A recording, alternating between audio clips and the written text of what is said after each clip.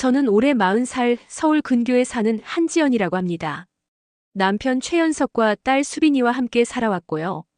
평범하다는 말이 잘 어울리는 주변 어디에서나 찾아볼 수 있는 가정이라고 생각했어요. 사실 제 삶이 완전히 뒤바뀌게 된 건 12년 전 회사를 그만두고 고향으로 돌아온 그때부터였죠. 서울에서 나름 괜찮은 중소기업에서 일하고 있었는데 28살 되던 해 회사가 부도로 문을 닫았고 갑자기 회사가 망하면서 몇 달 동안 밀렸던 월급도 받지 못한 채 백수가 되었고 갑자기 백수가 되었다는 사실을 받아들이기 힘들었어요. 그러다 보니 빠르게 구직을 하지 못했고 새로운 일자리를 찾기란 생각보다 훨씬 어려웠어요. 결국 월세도 감당하기 힘들어져서 부모님이 계신 고향으로 돌아오게 됐죠. 다행히 고향에서는 일자리를 찾는 게 그리 어렵진 않았어요. 물론 서울에서 다니던 회사보다는 월급이 조금 적기는 했지만 그런대로 혼자 살아가며 결혼 자금을 모으는 데에는 지장이 없었습니다. 직장에 다시 다니며 주변을 둘러볼 여유가 생기자 제 눈에 보인 건 남자친구 하나 없이 홀로 지내는 저의 모습이었어요. 이미 제 친구들은 남녀를 가리지 않고 대부분 결혼한 상태였어요. 덕분에 학창시절, 사회초년생 시절처럼 친구들과 만나 즐거운 시간을 보내기 쉽지 않아졌죠. 게다가 30살이 넘어서면서 소개팅도 거의 사라졌고요. 그때 제일 신경 쓰였던 건 저보다 2살 어린 여동생 한지원이었어요. 이미 결혼해서 애둘을 낳고 남편과 함께 친정에서 살고 있었죠. 집에 들릴 때마다 그녀는 꼭 저를 비꼬듯이 말했어요.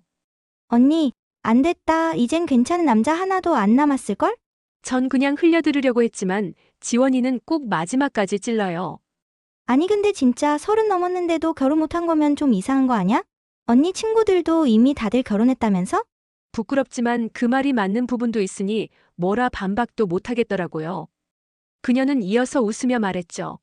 그냥 소개해줄까? 요즘 돌싱이나 뭐 경제력 좀 부족한 사람들 쪽이라면 언니도 가능할지도. 그 웃는 얼굴이 너무 밉고 얄밉더라고요. 마치 자기가 이긴 것처럼 웃는데 속은 부글부글 끓으면서도 겉으론 억지 웃음을 지을 수밖에 없었어요. 어릴 적부터 동생과는 사이가 좋지 않았지만 나이를 먹고도 이 정도까지 할 줄은 상상도 못했었어요. 마치 자매지간이 아닌 원수지간을 보는 듯 했지요. 그렇게 자존심이 무너져갈 무렵 고등학교 동창회가 열렸습니다. 정말 오랜만에 얼굴 보는 친구들 사이에서 반가운 얼굴 하나가 눈에 들어왔죠. 바로 최연석. 학창시절 착하고 묻어냈던 그 친구가 여전히 순한 얼굴로 제 앞에 서 있었어요. 지연아, 잘 지냈어? 현석아. 와, 오랜만이다. 그날 이후로 우리는 자연스럽게 몇 번 더 만났고 관계는 빠르게 가까워졌습니다. 현석이도 한때 서울에서 일하다 고향으로 내려왔다고 했죠. 서로 외롭고 말이 잘 통했기에 결혼도 금방 이루어졌어요. 드디어 나도 평범한 행복을 찾았다고 생각했죠. 하지만 그건 지옥의 시작이었습니다. 시어머니 윤말순 여사는 겉보기엔 얌전하고 조용한 분이셨어요. 처음 인사드릴 때도 반대하지 않으시고 이제 가족이네. 잘 지내보자. 그렇게 말하며 손을 잡아주셨죠. 그래서 저도 안심했어요. 서로 간섭하지 않고 적당히 예의를 지키며 지낼 수 있을 거라고. 하지만 제 생각은 임신 소식을 전한 날부터 산산이 무너졌습니다. 어머니, 저 아기 생겼어요. 그 말을 듣자마자 돌아온 반응은 따뜻한 축하가 아닌 차가운 말이었습니다. 애 키우는 거 쉬운 일 아니야. 너 그거 제대로 할 수는 있는 거니? 갑작스러운 불신. 처음엔 놀라고 당황스러웠지만 저는 그냥 임신한 사람이 예민하니까 하고 넘기려 했어요. 그런데 그날 이후 매일같이 시어머니의 전화가 쏟아지기 시작했죠. 오늘은 뭐 먹었니? 제대로 챙겨 먹어야지. 아침은 토스트랑 요거트, 점심은 김밥, 저녁은 전골 같은 거. 안 돼. 안 돼. 한식 위주로 해야지. 그건 애한테 영향이 안 가. 애 엄마라는 사람이 제정신이니? 도움이 아니라 통제였습니다. 시어머니의 간섭은 점점 심해졌습니다. 처음엔 그냥 걱정해서 그러시는 거겠지 싶었지만 시간이 지날수록 통제가 도를 넘기 시작했죠. 임신 5개월쯤 되었을 무렵 하루는 예고도 없이 현관문이 열렸습니다. 지연아, 나야. 현석이한테 연락받고 왔어. 그날 처음 알았어요. 남편이 몰래 시어머니에게 전화를 걸어 제 상태를 봐달라고 부탁했다는 걸요. 제가 부탁드린 적 없는데요. 처음 아기 가지면 불안하잖아. 걱정 말고 엄마가 도와줄게. 매일 들를게. 그날부터 진짜 매일 오셨어요. 아침에 오셔서 제 눈치를 살피고 냉장고 문을 열고 부엌 청소 상태를 확인하고 이수건, 삶았니? 세균 덩어리야. 이건 언제 빨았어? 냄새 맡아봐. 이건 애기한테 안 좋아. 현석이 도시락은 내가 만들게. 너 몸 상하면 큰일이야. 결국 남편 도시락을 뺏기게 되었고 저는 그날 저녁 조심스럽게 현석에게 말했습니다. 자기야, 나 도시락은 내가 싸고 싶은데. 나도 할 수 있어. 하지만 돌아온 대답은 차가웠습니다. 엄마가 도와주시겠다잖아. 굳이 내가 힘들게 할 필요 있어? 아니, 내가 힘들어서가 아니라 이건 내 자리라고 말하고 싶었어요. 하지만 그건 그저 제 자존심일 뿐이라며 스스로 눌렀죠. 그렇게 제 역할은 하나둘씩 무너져 갔습니다. 그리고 마침내 딸 수빈이를 낳고 난 후 상황은 최악으로 치달았습니다. 그렇게 안으면 안 되지. 애가 불안해해. 모유가 안 나와? 아이고야. 그럼 엄마 자격이 없지. 애들은 모유를 먹어야 잔병 치레 안 하고 튼튼한데 말이야. 요즘엔 젖동량도 못 하는데 우리 수빈이 어떻게 하니? 거기에 남편은 또 말합니다. 엄마 말 좀 들어. 요즘 엄마들이 너무 예민해. 유튜브에서 막 찾아보고 그러신다니까. 제가 아무리 참고 인내해도 소용없었어요. 시어머니는 제가 하는 모든 걸 지적했으니까요. 그래서 저는 그래도 아이도 키우고 시어머니도 있는 동생이니 어느 정도 공감해 줄 것이라 생각하고 이야기를 꺼냈어요. 그런데 그걸 들은 여동생 지원이는 와서 웃으며 말하죠. 언니, 애기 키우는 것도 못해? 역시 늦게 결혼하면 안 되나 봐. 한지원 그 아이가 집에 놀러 올 때면 꼭 한마디씩 합니다. 엄마가 그러는데 언니 손이 느려서 수빈이도 답답해할 거래. 남편은 그런 자매의 대화에 끼어들며 오히려 장난처럼 웃어요. 처제. 언니 좀 그만 놀려. 그래도 우리 엄마 없었으면 진짜 힘들었을 거야. 그 한마디에 저는 속이 뒤틀렸습니다. 정말 그럴까? 나는 아무것도 못하고 엄마 도움 없이는 살아갈 수 없는 사람일까? 그날 이후로 저는 하루하루가 힘들었습니다. 가사든 육아든 무엇 하나 제 마음대로 할 수 있는 게 없었고 남편은 그런 제 입장을 이해해 주려 하지 않았습니다. 그러던 중 수빈이가 이상한 반응을 보이기 시작했어요. 밝고 잘 웃던 아이가 시어머니 얼굴만 보면 몸을 숨기기 시작했죠. 수빈아, 왜 그래? 할미, 무서워. 가슴이 찢어질 듯 했습니다. 왜 무서워? 할머니가 뭐라고 하셨어? 맨날 엄마 혼내 무서워 할미 싫어. 그 말을 들은 순간 저는 깨달았어요. 지금까지는 제가 참으면 된다고 생각했지만 이건 아니었어요. 아이가 상처받고 있었던 거예요. 저는 그제서야 무서운 현실을 직면했습니다. 이건 그냥 힘든 결혼 생활이 아니라 아이에게까지 해악이 되는 환경이구나. 그 순간부터 저는 계획을 세우기 시작했어요. 이 아이를 지키기 위한 탈출 계획을요. 남편 현석은 여전히 무관심했습니다. 수빈이가 걷기 시작하고 말문이 트였을 때도 그는 늘 똑같은 말만 했습니다. 피곤하다. 나중에 놀아줄게. 퇴근하면 소파에 드러누워 스마트폰만 만지작거리는 사람. 수빈이가 아빠, 책 읽어줘. 하고 안기면 너희 엄마한테 읽어달라고 해. 라고 딱 잘라 말하던 사람. 가족여행 한번 못 가봤습니다. 제가 수빈이랑 동물원이라도 가자고 하면 그럴 시간 있으면 쉬고 싶어.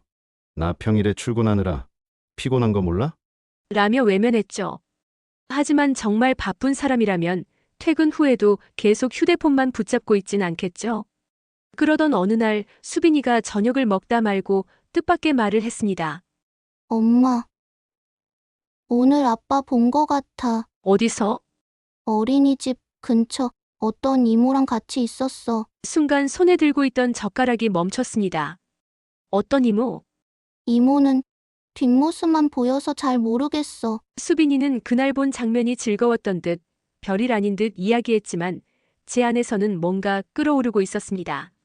바쁘다며 집에도 잘 안 들어오던 남편이 어린이집 근처에 그것도 낮 시간에 모르는 여자를 만나고 있었다고 믿고 싶지 않았습니다. 정말 우연일 수도 있었으니까요. 하지만 뭔가 이상했습니다. 무언가 알 수 없는 촉이 발동했고 수빈이의 같은 반 엄마들에게 조심스럽게 물었습니다. 혹시 요즘 낮에 어린이집 근처에서 양복 입고 다니는 남자 본 적 있으세요? 수빈이 아빠인데요. 그러자 돌아온 말은 충격 그 자체였습니다. 있어요. 낮에 종종 보였는데 어떤 여자분이랑 같이 있는 것도 몇 번 봤어요. 되게 다정해 보이던데 마음이 무너졌습니다. 하지만 아직 확실한 증거가 없었기에 저는 친구에게 부탁했어요. 사진 잘 찍는 애가 있었거든요. 부탁했죠. 수빈이 아빠 혹시 이상한 관계면 사진 좀 부탁해줘. 진짜 확인해야겠어. 며칠 후 사진이 도착했습니다. 사진 속엔 어린이집 근처 편의점 앞에서 웃으며 팔짱을 낀 두 사람. 낯익은 그 얼굴. 여동생 한지원이었습니다. 순간 머릿속이 새하얘졌습니다. 눈앞이 흔들릴 정도로 충격이었습니다. 말도 안 돼. 설마 그 여자가 지원이었다니. 남편의 불륜 상대가 바로 내 여동생이라니. 사진을 몇 번이나 다시 봤습니다. 그리고도 믿을 수 없어 한참을 멍하니 있었습니다. 이제까지 나를 바보로 만들던 그 웃음들. 언니는 어차피 혼자 늙어가겠지라던 말들 전부 우월감이 섞여 있었던 이유를 알았습니다. 그날 밤 저는 수빈이를 재우고 난 후 핸드폰을 움켜쥔 채로 지원이네 집을 향했습니다. 인터폰을 누르자 지원이 문을 열었죠. 뭐야? 이 시간에? 저는 아무 말 없이 핸드폰 화면을 그녀 앞에 들이밀었습니다. 두 사람의 다정한 사진. 순간 그녀의 표정이 굳더니 바로 코웃음을 쳤습니다.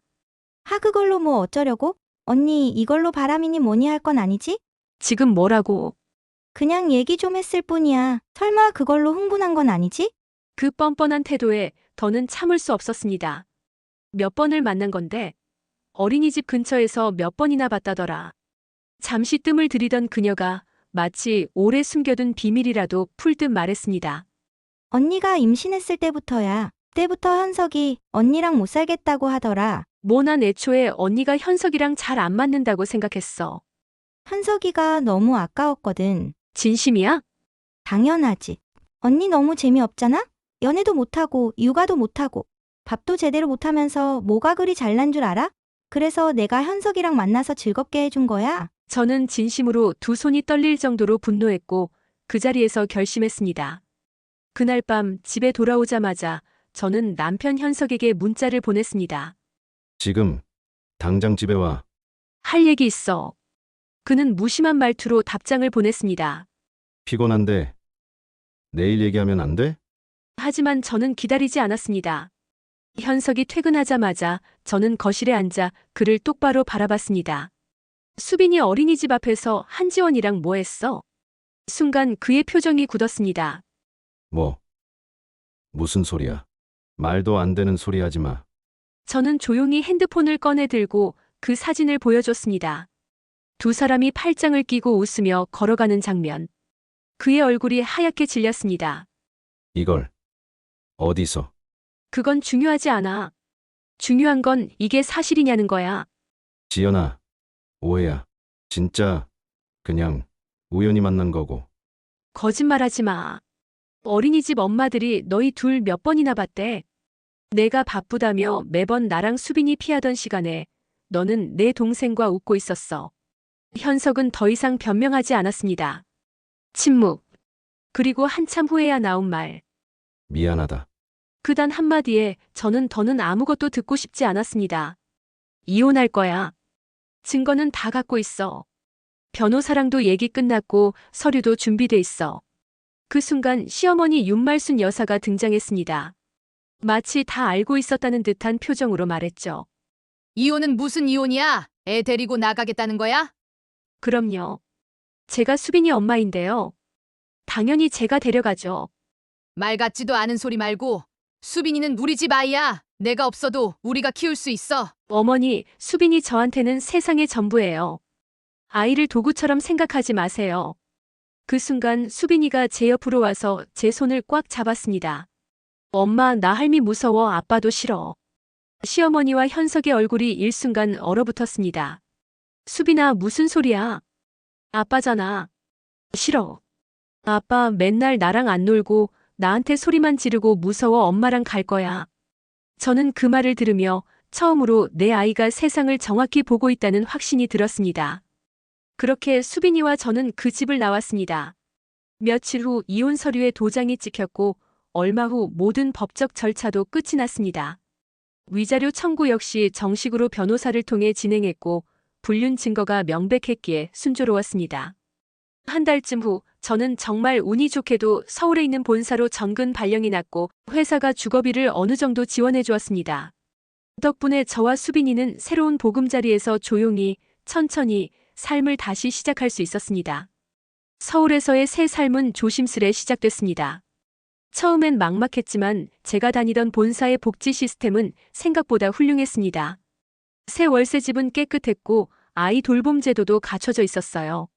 무엇보다 팀장님이 제 상황을 알고 적극적으로 배려해 주셨죠. 지연 씨, 아이가 아프거나 급한 일 생기면 언제든 이야기해요. 혼자서 다 감당하지 마요. 그 따뜻한 말 한마디에 지난 시간들이 한꺼번에 떠올라 눈물이 핑 돌았습니다. 나를 이해해주는 사람이 있다는 사실이 이렇게 고맙고 든든할 줄은 몰랐습니다. 수빈이 역시 새 어린이집에 잘 적응했습니다. 매일 아침 제 손을 꼭 잡고 엄마 오늘도 재밌게 놀고 올게 라고 말하는 그 모습이 얼마나 기특하고 사랑스러웠는지요. 가끔은 낯선 환경에서 울기도 했지만 선생님들과 친구들 덕분에 점점 웃는 시간이 늘어났습니다. 어느덧 시간이 흘러 수빈이가 초등학교에 입학하는 날이 다가왔습니다. 봄 햇살이 따사롭던 그 아침, 저는 수빈이 손을 꼭 잡고 학교 정문 앞에 섰습니다. 수빈아, 오늘부터 초등학생이네. 긴장돼? 조금. 근데 엄마랑 같이 있어서 괜찮아. 입학식이 끝나고 돌아온 저녁, 수빈이는 알록달록한 크레파스로 그린 그림을 들고 저에게 달려왔습니다. 엄마, 오늘 수업 시간에 가족 그림 그렸어. 그 그림 속엔 해맑게 웃고 있는 엄마와 수빈이, 그리고 커다란 해가 떠 있는 풍경이 담겨 있었어요. 저는 그림을 가만히 바라보다 말없이 수빈이를 꼭 안았습니다. 엄마, 나 잘했지? 응, 너무 잘했어. 세상에서 제일 따뜻한 그림이야. 그 순간 저는 마음 깊은 곳에서 이렇게 속삭이고 있었습니다. 현석과의 결혼은 내 인생의 불행이었지만 수빈이를 만나게 해줬기에 완전히 후회하진 않아. 그날 밤 수빈이는 제 옆에 꼭 붙어 잠들었고 저는 그 조용한 숨결을 들으며 오래도록 아이의 머리를 쓰다듬었습니다. 나는 이제 더 이상 무너지지 않아. 이 아이만 지킬 수 있다면 어떤 고통도 견딜 수 있어. 그리고 그렇게 저는 수빈이와 함께 진짜 가족이라는 이름으로 살아가기 시작했습니다. 한편 저희가 떠난 그 집에는 생각보다 빠르게 균열이 생기기 시작했습니다. 먼저 동생 한지원. 그녀는 결국 자신의 남편에게 불륜이 발각되었고 별다른 대화도 없이 바로 이혼을 당했습니다. 내 아이에게 이런 정신나간 여자를 엄마로 둘 수는 없습니다. 더 충격적이었던 건 전 남편이 친권과 양육권 모두를 요구했고 법원도 그 요구를 받아들였다는 것이었습니다. 그렇게 한지원은 혼자 남겨졌습니다. 남은 건 아무도 없는 집과 자기가 부쉈던 다른 사람의 가정이라는 사실뿐이었죠. 시어머니 윤말순 여사 역시 마찬가지였습니다. 그녀는 동네에서 평소처럼 사람들에게 거들먹거리며 대했지만 이미 소문은 퍼질 대로 퍼져 있었습니다. 며느리한테 그렇게 굴더니 결국 자기 아들놈이 처제랑 바람났대. 아이고 창피해서 마트도 못 다니겠네. 누가 정면으로 욕을 하진 않았지만 은근한 수군거림과 시선은 그녀를 바깥 세상에서 멀어지게 만들었습니다. 결국 집에 틀어박힌 채 나는 잘못한 거 없어라는 말을 중얼거리며 점점 쇠약해졌다고 들었습니다. 그리고 최연석. 그는 직장에서 불륜 소문이 돌기 시작하면서 본사 회식이나 행사 자리에서 점점 소외되기 시작했습니다. 결국 팀장이 교체되면서 공식적으로 도의적 책임을 물어야 한다는 판단이 내려졌고 자진 사직이라는 이름으로 회사를 떠났습니다. 직장을 잃고 딸에게도 외면당하고 그의 전화번호는 제 핸드폰에서도 수빈이의 기억에서도 완전히 사라졌습니다. 저는 변호사를 통해 세 사람에게 법적으로 명확한 위자료를 청구했고 모든 절차가 끝났습니다. 그 소식을 들은 시어머니는 저를 찾아와 입에 담을 수 없는 말을 퍼부었지만 저는 이렇게 대답했습니다. 더 말하면요, 그만큼 위자료 더 붙을 겁니다. 고생 많으셨어요. 그 말에 그녀는 입을 뻐끔거리다가 결국 아무 말도 하지 못하고 돌아섰습니다. 그로부터 몇 달이 흐르고 수빈이와 저의 삶은 점점 평화로워졌습니다. 회사에선 아이 키우는 워킹맘으로서의 사정을 이해해줬고 주변 엄마들도 좋은 이웃이자 친구가 되어줬어요. 수빈이는 학교에서 활발하게 친구들과 어울리며 지냈고 가끔씩 말했죠. 엄마, 나 친구한테 말했어. 우리 둘이 사는 거 되게 좋아. 왜? 엄마랑만 사니까 싸울 사람도 없고 맨날 행복하대. 그 아이의 말에 저는 웃음이 터졌습니다. 그리고 생각했어요. 어쩌면 내가 지나온 시간들은 이 작은 웃음을 지키기 위해 필요했던 고통이었을지도 모른다고요. 지금은 매일 아침 수빈이의 책가방을 메어주며 말합니다. 우리 오늘도 잘 살아보자. 그리고 수빈이는 늘 대답합니다. 응, 엄마랑 나는 멋진 팀이니까. 이제 더는 과거를 돌아보지 않습니다. 시어머니도 남편도 동생도.